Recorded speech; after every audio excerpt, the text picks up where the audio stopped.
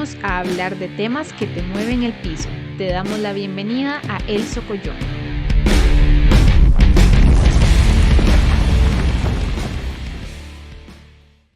Muy buenas noches, amigos y amigas del Socollón. Bienvenidos a este segundo episodio de este podcast de temas que te mueven el piso. En esta noche, noche para nosotros, no sé en qué momento del día nos estará escuchando usted. Le saluda el periodista Pablo Mora, quien tiene el placer de conducir este programa junto con mi colega y hermano y amigo Marco Navarro Villarelli. Marco, muy buenas noches. Hola a todos, amables televidentes, redescucha, no sé cómo decir en un podcast. Muchas gracias por unirse a un capítulo más. Este es el segundo capítulo. Estamos muy Polloneros de del Marco. piloto. Soy así, polloneros. Es el segundo capítulo, el segundo episodio, entonces espero que les guste. Tenemos un tema que se las trae, un tema que ha levantado rancha en todo Costa Rica. Por eso es un tema único, es como el House of Cards de Costa Rica o The Crown, cualquier serie de televisión de ese tipo. Este es el caso de Celso Gamboa Sánchez, que es el caso que vamos a ver. Sí, la semana pasada, Marco, yo lo puse como el menión, ¿verdad? Que era el otro tema que ha movido el piso, pero la verdad es que lo hablamos y consideramos que este tema merecía ser el socollón de la semana, a pesar de que, bueno, ¿verdad? Hay otros temas por ahí que han estado candentes, pero creo que la opinión pública en general está muy a la expectativa de qué va a pasar con esto, no solamente por el caso de Celso, sino por qué otras personalidades podría involucrar este mismo caso. Así que, Marco, si gusta, vamos de una vez con los antecedentes del tema. Perfecto, Pablo. Entre los antecedentes tenemos Celso Gamboa Sánchez, fue ex magistrado, ex fiscal y ex ministro. Fue detenido el 23 de junio del 2025 de este año por solicitud de una extradición de la DEA. Hay que recordar que en el 2018 eh, se le prohibió ejercer cargos públicos por el caso del cementazo. Se le acusa de liderar una red de narco internacional vinculada al clan de Golfo y el cartel del Sinaloa. El caso es uno de los primeros, o por no decir el primero, tras la reforma constitucional que permite extraditar a costarricenses. En este caso también se dio, o en esta atención también está vinculado el famoso pecho de rata. En esta investigación, el OIJ y la DEA investigaron desde el 2022. Existen grabaciones y pruebas logísticas del paso de droga por Costa Rica. Básicamente, Celso lo que decía es que tenía contactos en el gobierno que le dejaban pasar la droga por Costa Rica, ya sea por el Caribe o Pacífico, sin escáner y sin nada. Sí. Hay que recordar también que Celso Gamboa tiene presuntos vínculos, bueno, presuntos no, realmente ha tenido vínculos con el ministro Gerald Campos. El tema es esclarecer hasta dónde han llegado esos vínculos y cuánto han involucrado al ministro de Justicia. Y también se habla de un asesor del presidente Rodrigo Chávez.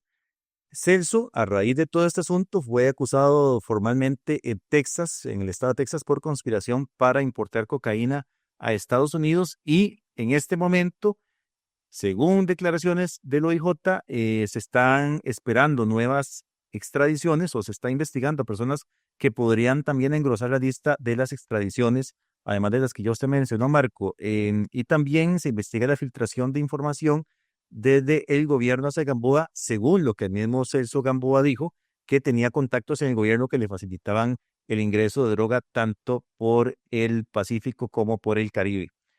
Repasemos, Marco, también algunos puntos claves de este caso. Sí, hay algunos puntos clave y actores principales. En este caso, tenemos el rol del OIJ.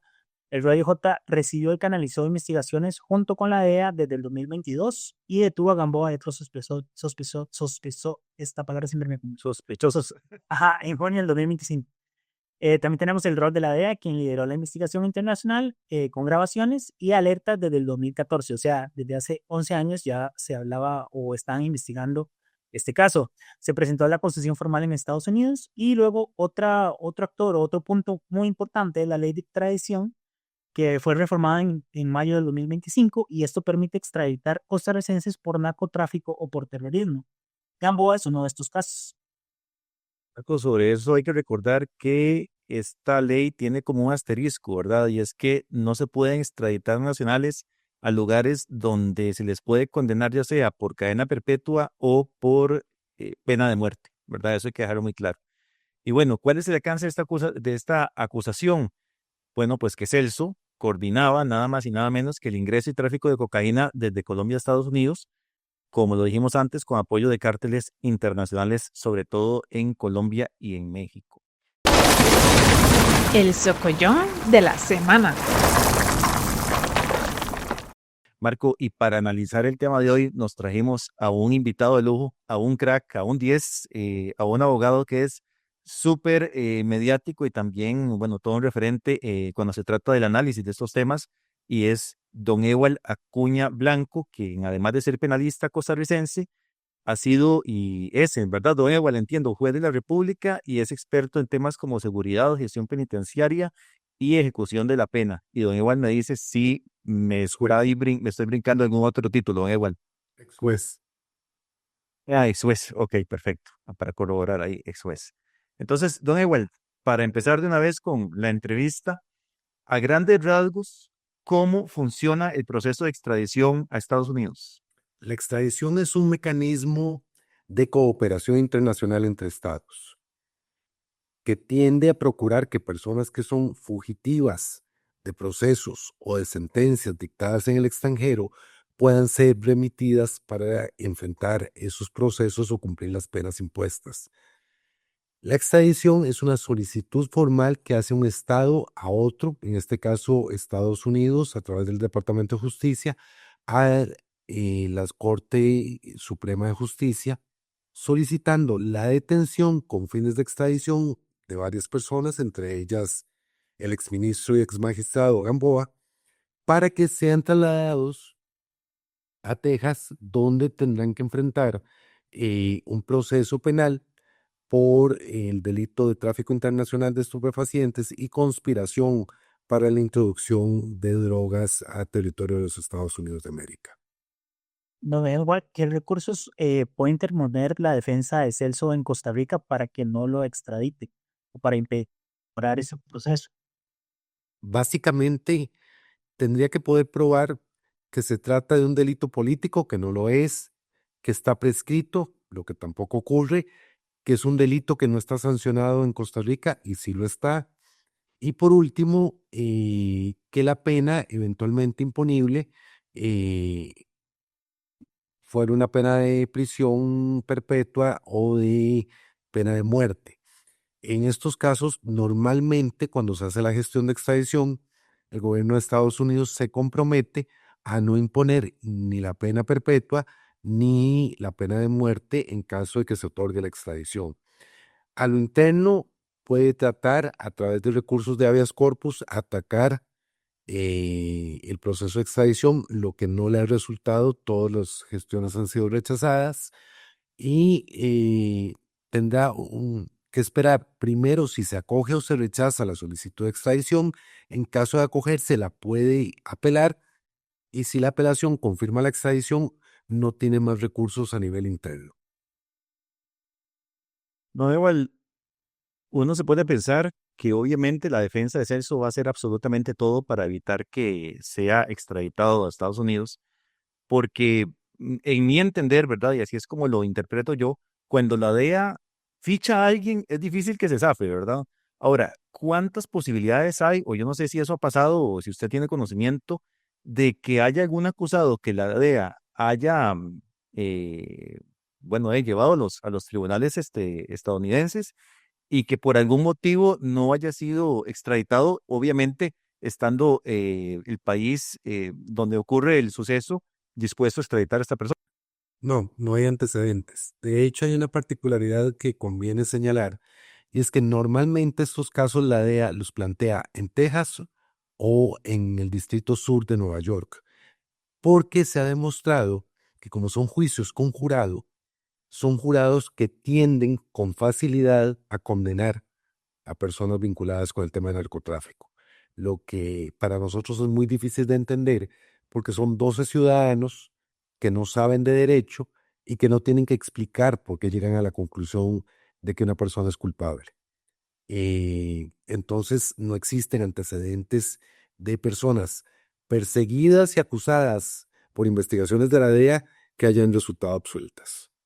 No, luego, tal vez si explicamos un poco mejor eso de los 12 ciudadanos, hasta donde entiendes que los llaman por carta o de alguna manera los convocan y es como un orgullo que ustedes lo llamen a un juicio, y hasta donde entiendo, no sé si estoy en lo correcto, y entonces esos 12 ciudadanos forman el jurado. Hay un juez que es como el que coordina el juicio, pero esos son los 12 ciudadanos son los que determinan la sentencia.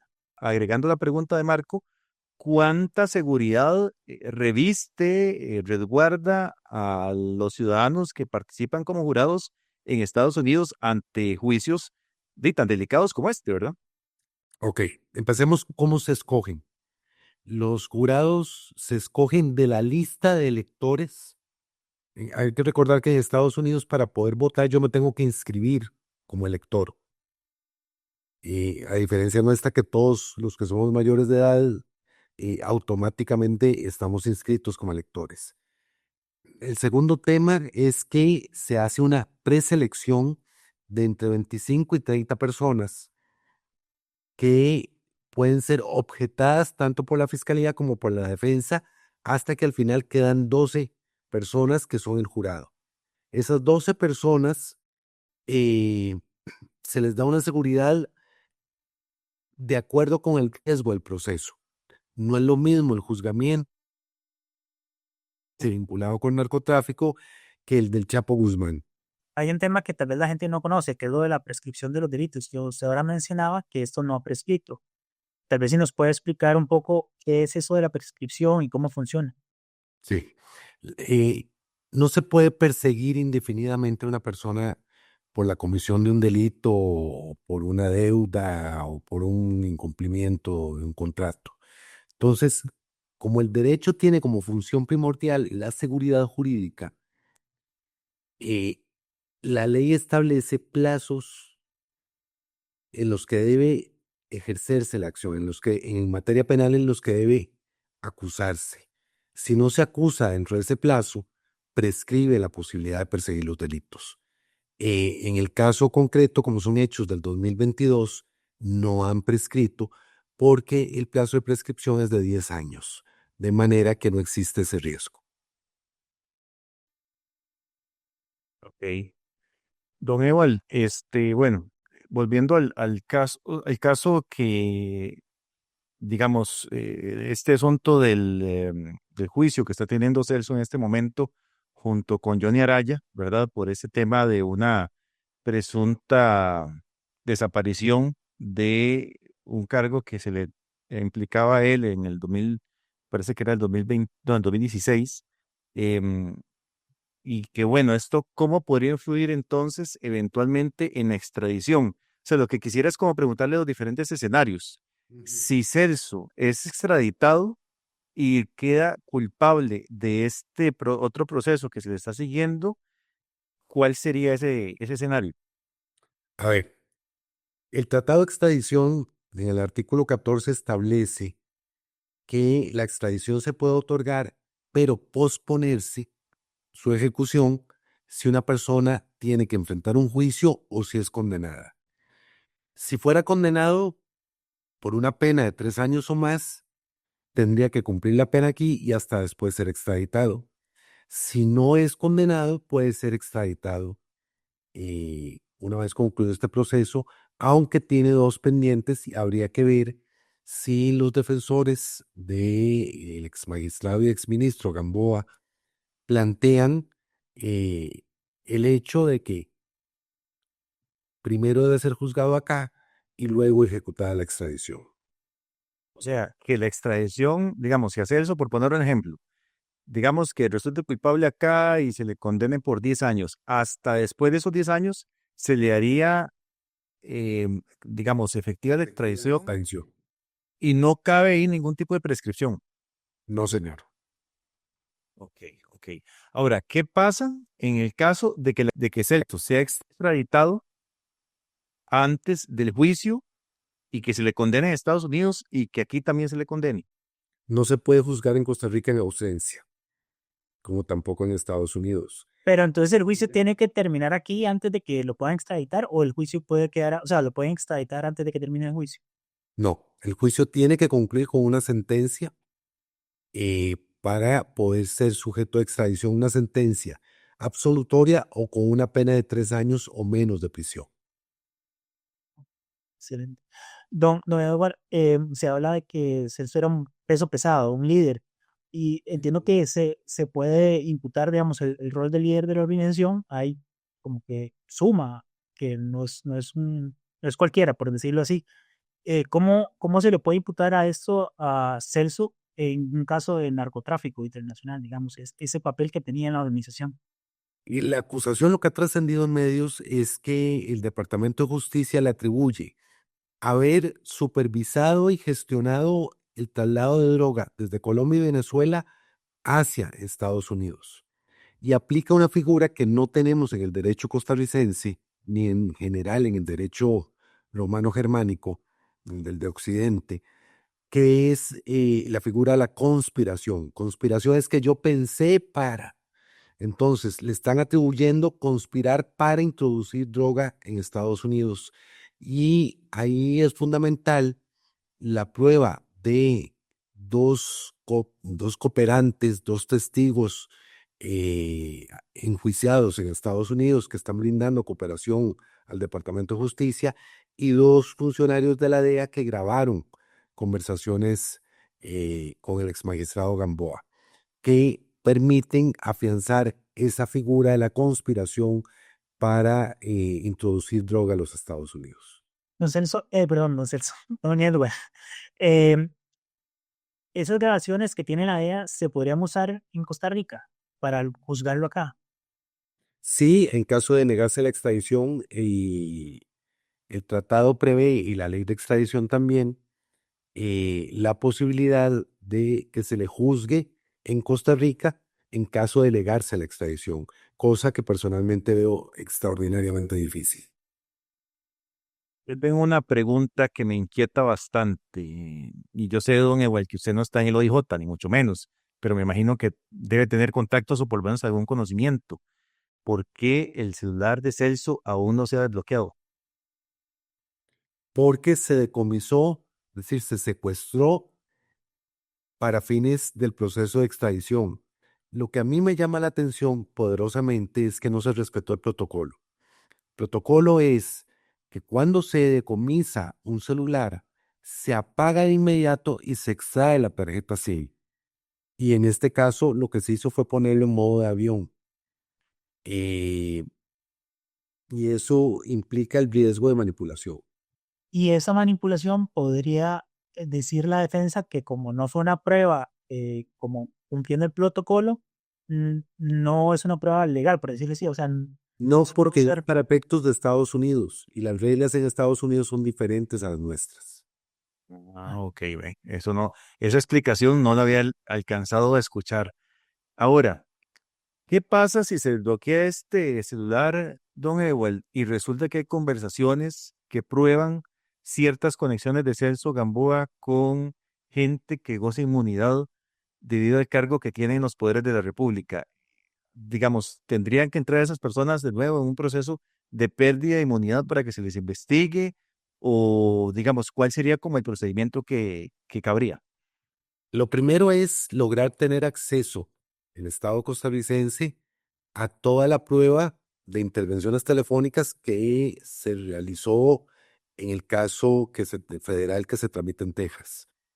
A partir de ahí, debería, en el caso de que haya personas con inmunidad, el fiscal general iniciar la investigación. Y si no hay personas con inmunidad, lo procedente es iniciar de inmediato la investigación por parte de la Fiscalía de Delincuencia Organizada o de la Fiscalía de Junta de Probidad, Transparencia y Anticorrupción. Pero Costa Rica tiene la obligación legal y moral de indagar qué vínculos tiene el señor Gamboa con funcionarios públicos y con funcionarios privados que permitieron presuntamente este tráfico de drogas. Entonces, digamos, si se descubren en esas grabaciones que hay personas con inmunidad, igual lo que tiene que hacer el OIJ es seguir investigando y ya cuando en teoría se termina la inmunidad del gobierno, ahí podrían entrar a juzgar, si no, pues, No, no, no. Si hay personas con inmunidad, la ley dispone que solamente el fiscal general puede investigar, solo el fiscal. solo el fiscal general. Aunque tengan en el OIJ, pero él tiene que ser quien dirija la investigación. Y todas estas grabaciones se podrían usar eventualmente si se descubren, digamos, personas o nexos para allanamientos, medidas cautelares, procesos disciplinarios o un juicio político. ¿Qué, digamos, qué procedería en ese caso? Para fines judiciales. Y el procedimiento es que los tribunales de Costa Rica le solicitan a los tribunales de Estados Unidos, con una figura que se llama exhorto, copia de toda esa prueba para poder seguir el procedimiento en Costa Rica. ¿Que puede derivar en un juicio político? Sí, pero no puede ser traída para efectos del juicio político. Don Ewald, una pregunta más. Es que este tema de verdad se las trae. ¿Es posible que Celso Gamboa pueda negociar con la Fiscalía estadounidense? Me parece que es con la Fiscalía estadounidense, ¿verdad? Para reducir su pena a cambio de información y convertirse como una especie de testigo de la corona. Sí, claro. No solo es posible, que yo creo que es muy probable. Su posición es delicada, es un caso donde la expresión que cabría es que es un capo, de manera que negociar con el Departamento de Justicia de Estados Unidos es totalmente posible y es previsible que ello ocurra. Pero brindando información de interés para el gobierno federal de Estados Unidos, no para el caso Costa Rica. Ahora, digamos que él negocia la información. En Costa Rica se apea, ¿verdad? Entonces, baja la condena. Bueno, primero tiene que ser extraditado, luego le baja la condena por la información. Él, después de ya cumplir su condena en Estados Unidos y viene para Costa Rica, podría volver a ser juzgado por este mismo caso en Costa Rica, o como ya fue juzgado en Estados Unidos, ya no. No, hay un principio de non bis in idem, no se puede perseguir dos veces por el mismo hecho. Es decir, los hechos por los que está siendo juzgado, sería eventualmente juzgado, no pueden ser objeto de otro juicio. No, Ewald, y en caso de que Celso resulte extraditado y vincule a otras personas de peso también con este caso y que sean extraditadas, él podría eventualmente incluso hasta evitar digamos, hasta evitar la pena o, digamos, para tenerlo claro, ¿cuál es la mayor rebaja que podría tener Celso a cambio de información valiosa? Podría estar optando por una pena de hasta 10 años de prisión. Ya rebajada o... Ya rebajará. Ya y, O sea, si- eso sería lo mínimo, digamos. Sí, y sin negociación. 40 años. Y los años judiciales en Estados Unidos, ¿cuántos meses son? Calendario. Ah, que No son es como acá. 40 años. 10, son 10 meses, ¿verdad? Acá, don Ewald, si no me equivoco. Efectivamente son 10 meses. Ok. Don Ewald, y ya abriendo el panorama, ¿verdad? En general, obviamente no podemos señalar a nadie, pero este, al ser uno de los primeros casos de extradición de un costarricense, ¿qué precedente, según usted, genera a nivel de jurisprudencia para otros eventuales casos de posibles sospechosos en temas de narcotráfico? Digamos, no sé si esto es realmente algo como que marque un antes y un después y que ahora la gente, sobre todo que está vinculado con la política, va a tener que tener muchísimo más cuidado a la hora de hacer sus fechorías, o realmente no cambia tanto el panorama hasta ahora. ¿Cómo lo ve usted a futuro? Es un parteaguas. Primero, porque es el primer costarricense que sería extraditado. Segundo, porque la Sala Constitucional, a raíz de una consulta sobre el Tratado de Extradición con Uruguay, establece que no importa la fecha de comisión de los delitos que pueden ser anteriores a la reforma constitucional, que es del 20 de mayo, la extradición es procedente. Tercero, yo creo que no existe una persona con perfil público más alto que el del ex magistrado y ex ministro que se pueda perseguir en Costa Rica. Entonces, por supuesto que es una clara advertencia de que no se pueden vincular ni políticos ni funcionarios con el tema narcotráfico sin correr el riesgo de ser extraditados. Don Edmond, y ya para terminar, bueno, ya mencionó algunos, pero tal vez si nos puede explicar si existe un límite legal o constitucional que debe respetar el Estado costarricense en todo este proceso. Solamente se puede extraditar por narcotráfico y terrorismo. Narcotráfico es tráfico, eh, almacenaje y trasiego de drogas. No entra la legitimación de capitales, lo que llamamos la... Eso era lo que iba a preguntar yo. Entonces, digamos, usted me dijo que ahora que no se puede juzgar a una persona 2 veces, pero en la extradición no entra el narcotráfico. Pero No dice al lado dinero. perdón, no entra el lavado de dinero.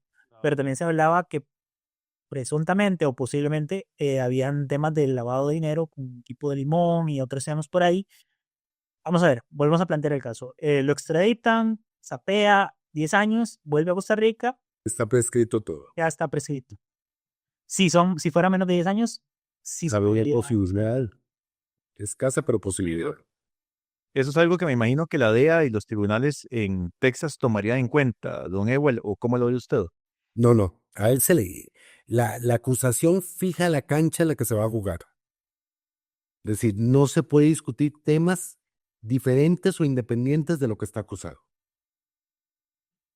Pero digo yo, con respecto a los otros, a otras personas que pudieran estar vinculadas, tal vez no directamente con narcotráfico, pero sí con legitimación de capitales. Bueno, es que esa es la tarea nuestra. No es de la DEA, no es del Departamento de Justicia. Es responsabilidad de Cristo Liceo. O sea, entonces, si eso bueno, se le hace un juicio y se descubre, lo que procedería sería hacer el juicio por eso, que cumpla su pena y luego se extradita.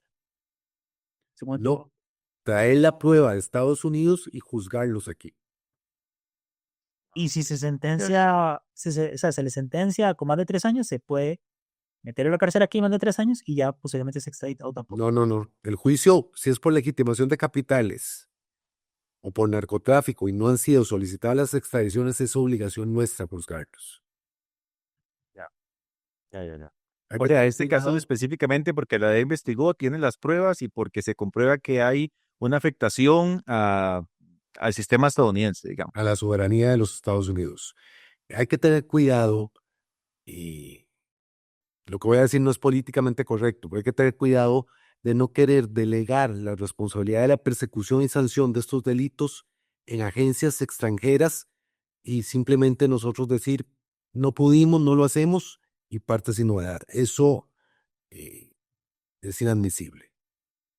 Ahora, y bueno, una última pregunta. En caso, digamos, de que una persona esté conectada con todo este tema y Estados Unidos compruebe que también hubo una afectación a raíz de la investigación que hace Costa Rica, la justicia estadounidense podría solicitar la extradición también.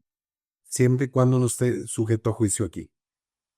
Ok, ya entiendo, sí, porque no se puede juzgar a una persona por un mismo caso 2 veces. Listo. Exactamente. Yo ya estoy contento, Marco, con las preguntas que le hicimos a don Ewell. Soy un Sí, de verdad que ha sido, no, yo también, de verdad que ha sido una gran ayuda y creo que ha aclarado mucho este tema que nos ha inundado de noticias el último mes a todos los costarricenses y que hasta uno que se termina cansado de noticias tras noticias, un poco cansado de seguirle la pista, pero muchas gracias a Mebol por toda su ayuda.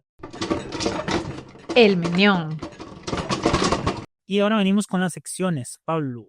La primera sección que tenemos es el Menión de la semana. No sé si quieres vos empezar con esa parte. ¿Cuál fue el Menión para vos? El Menión para mí fue definitivamente el cierre de Intel en sus operaciones de ensamble y prueba en Costa Rica. No más ensamblaje de chips en el país por reestructuración global de las operaciones. Hay que dejarlo claro, no es una situación nada más de acá, es global. La empresa va a concentrar esas operaciones en sus plantas en Malasia y Vietnam. Eso sí, Costa Rica va a seguir siendo parte de Intel Products, lo que tiene que ver más con ingeniería, y Intel Corporate, que son servicios globales. La empresa va a mantener a 2.000 empleados trabajando a tiempo completo aquí y también, bueno, esto se une al fenómeno que tiene Intel de recorte de 25.000 empleos en todo el mundo. Este es un tema para lo que se las trae porque, por ejemplo, ya en el pasado Intel había quitado la fabricación de chips de Costa Rica y la había mandado afuera del país, valga la redundancia, y luego la volvió a traer.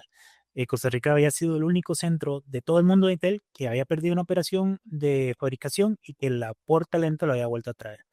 Pero eso es todo un tema. Ahora también yo escuché, bueno, yo vi una noticia que la empresa Merck MSD, que es una gran farmacéutica, anunció alrededor de 25,000 despidos en todo el mundo. Esa empresa también tiene operaciones en Costa Rica. Todavía no se han dicho si va a tener o cuál es la repercusión que van a tener estos despidos en Costa Rica. Se habla de Pfizer también.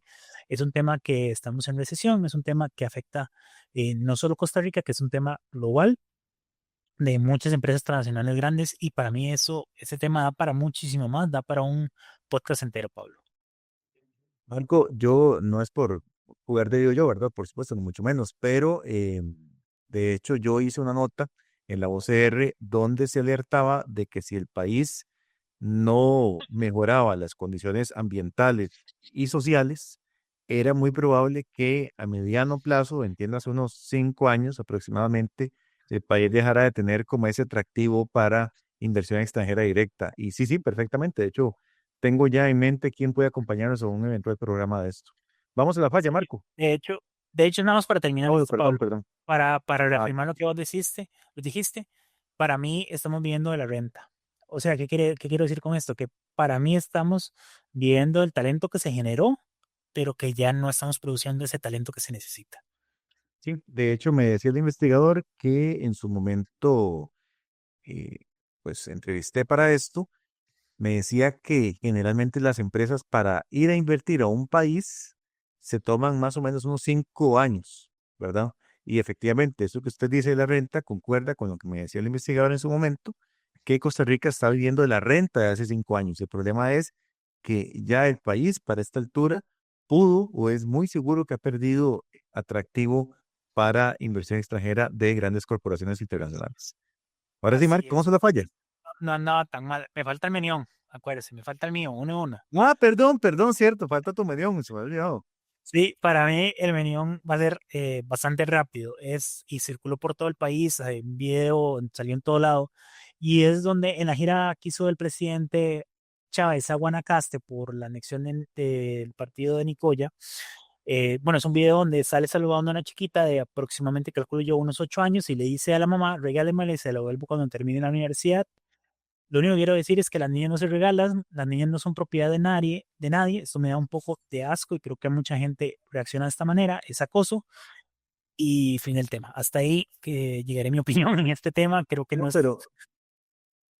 pero Marco, yo creo que la opinión es muy válida. Igual aquí no se trata de ser imparciales, ni mucho menos. Esto es un podcast de opinión y por supuesto que tenemos nuestra opinión. Y yo pues concuerdo plenamente con vos.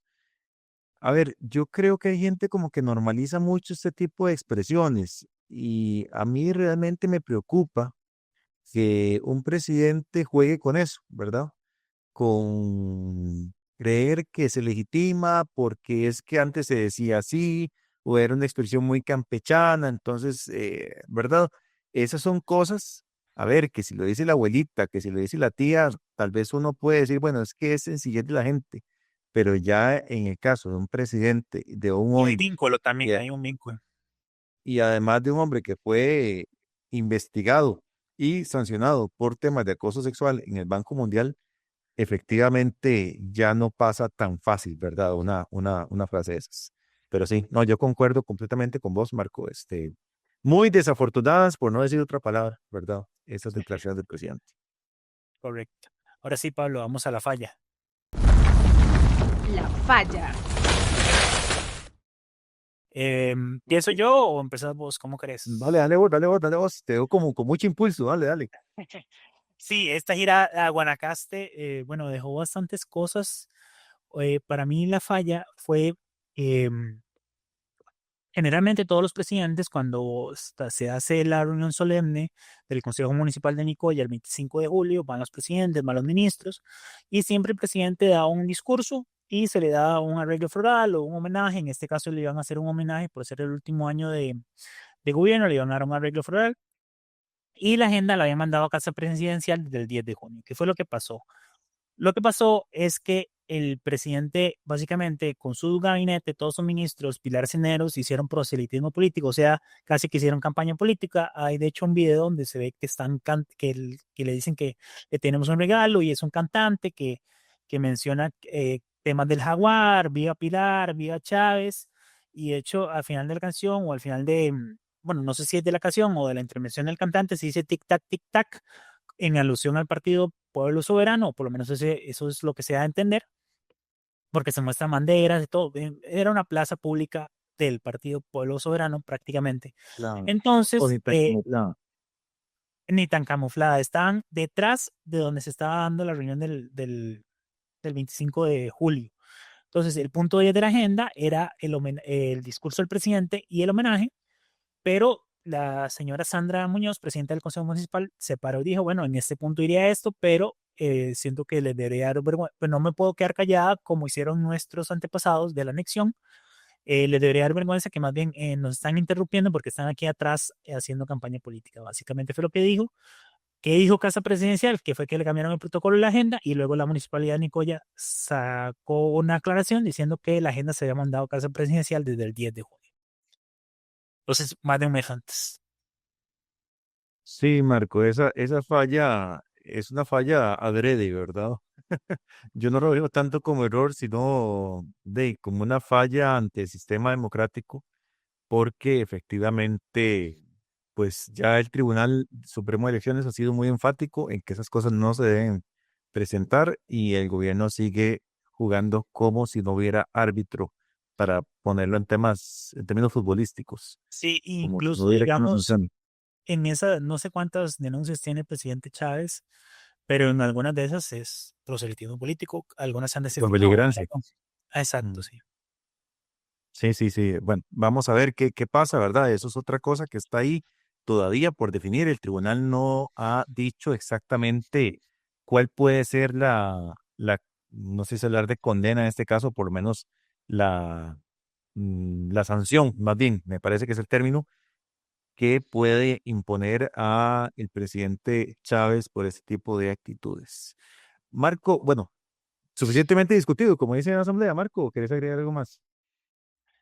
Pasemos al siguiente tema. Hay quórum, dicen.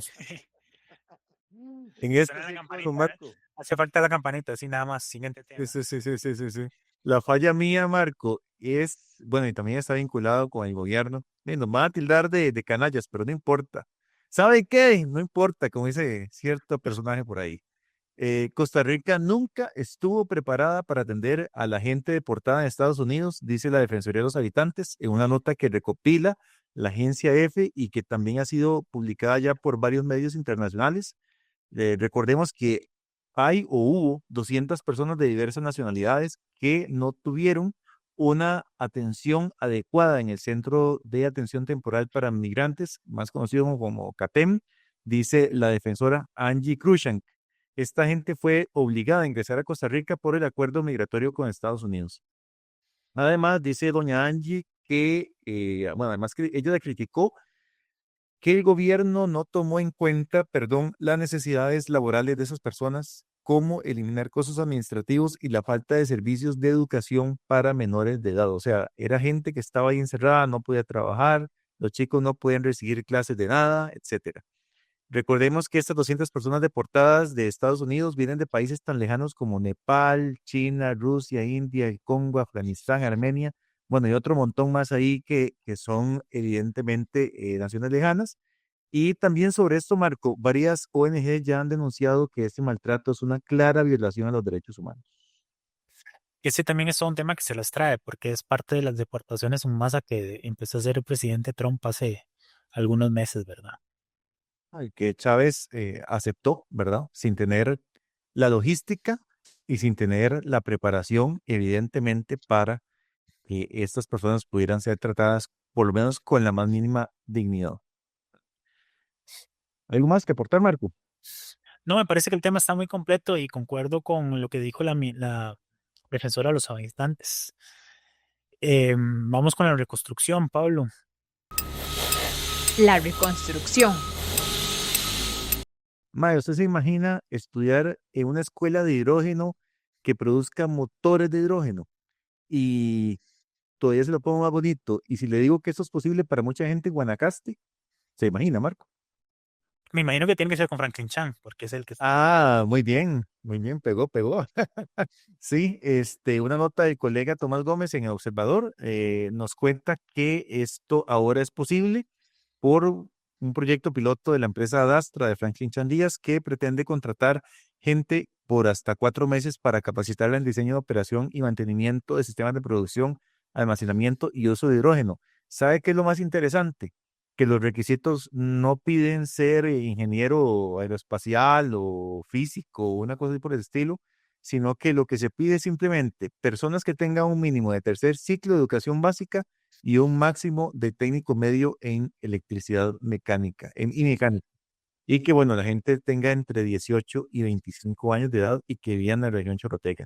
Entonces es muy interesante cómo esta empresa, y bueno, un aplauso también para Franklin Chan, que sigue optando por el país y desarrollando capital laboral de acá, sobre todo la parte de Guanacaste, y que, bueno, es una gran oportunidad para que la gente de Guanacaste que tenga esas habilidades pueda vincularse con esa empresa y uno sabe más adelante si inclusive formar parte activa de esta producción de motores de plasma que nos van a llevar a Marte, dicen por ahí, Marco.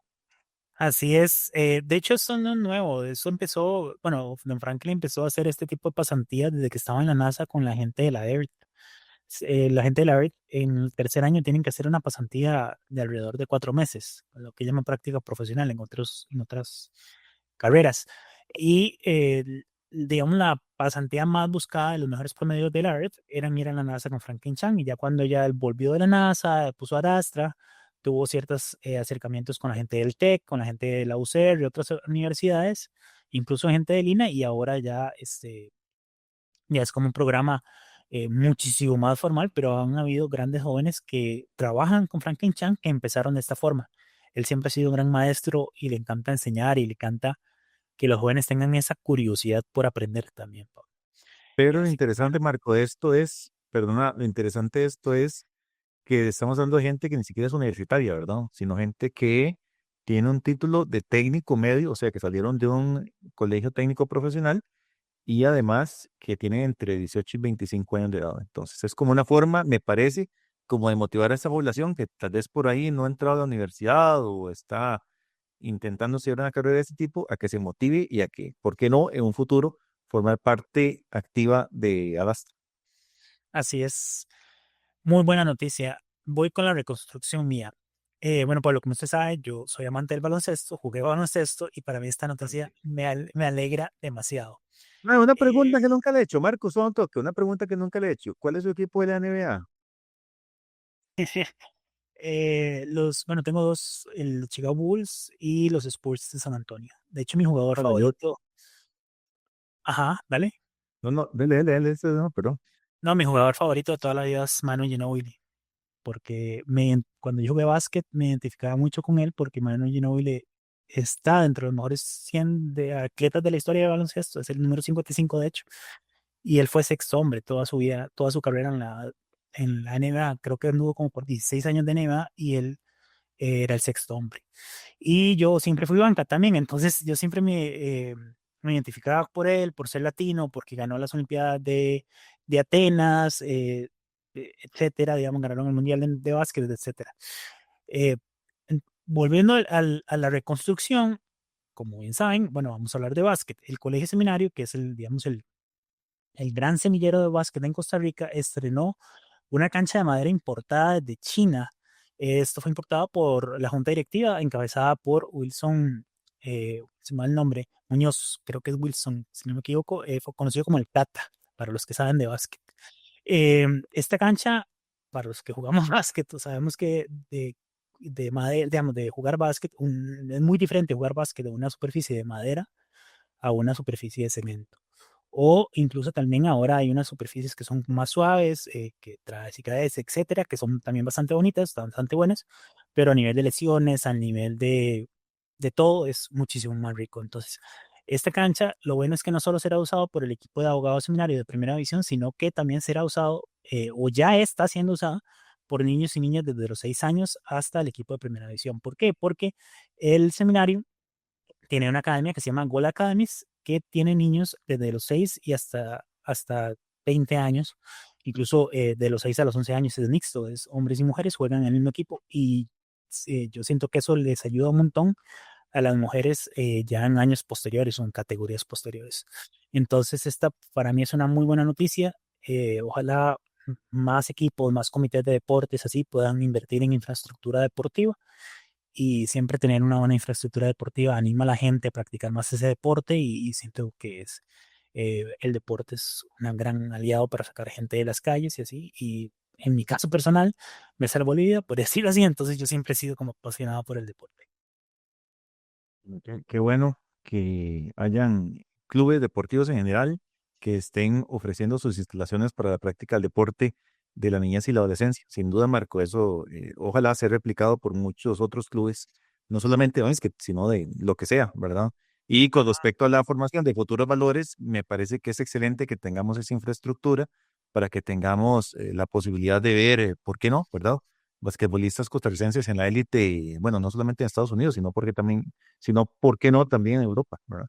La cancha fue instalada por padres de familia del Colegio Seminario, por el coordinador de Liga Menor, McDougall, por incluso un jugador de primera división. Lo sé porque lo vi con mis ojos, entonces lo puedo contar. Y de verdad que se nota como un gran ambiente familiar, entonces los felicito por eso. Bueno, muy bien. Nos vamos, Marco. Nos vamos, esto ha sido un episodio más. Muchísimas gracias a todos los que nos acompañaron. Esperamos vernos la otra semana. Este fue nuestro Socollón de hoy. Suscríbete a nuestro canal de Spotify y visítanos en todas nuestras redes sociales. Búscanos como El Socollón. Hasta pronto.